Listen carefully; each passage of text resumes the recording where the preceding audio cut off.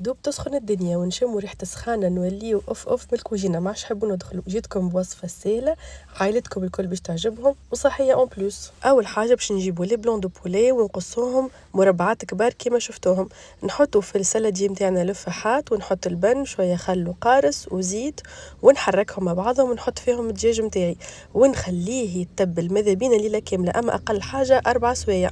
من بعد نحطه في الفريجيدير ونحضر سلطة، حطيت خس، طماط سوريز، طماطم شايحة وشوية سفنيريا مقصوصة كما شفتوها وعصرة قارص شوية زيت. توا باش نصبط المقرونة حطيت الماء يغلي، من بعد زدت ملح وشوية كركم وصمت فيه المقرونة باني. من بعد صفيتها ورجعتها على الغاز، زدتها مكعبات زبدة وكريم ليكيد ولا كريم فريش وملح وشوية حبق شايح وحركت وطفيت عليها. توا باش نمشيو للدجاج، حطيته في صفية باش نحي الماكسيموم من الليكيد اللي فيه، ومن بعد حطيت في القلاية متاعي زبدة وخليتها تسخن بالكدا، وبعد نحط طروف الدجاج. ونصائح مهمة ياسر، الدجاج تخليوه دقيقتين بعد ما تحطوه ومن بعد تقلبوه وما تغطيوهش. بعد 5 دقائق هكاكا باش نحط عليه فلفل الوان وشامبينيون وشويه بصل ونسوتيه هكايا دوب الليش، ومن بعد كنهبطوا سي البلا نتاعنا حضر.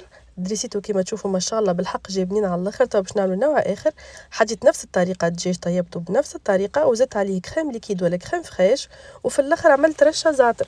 كهو زاد كيف الصحن نتاعنا هذا حضر. اش رايكم؟ ابن واسهل من هكا ما فماش، جربوها وتفكروني.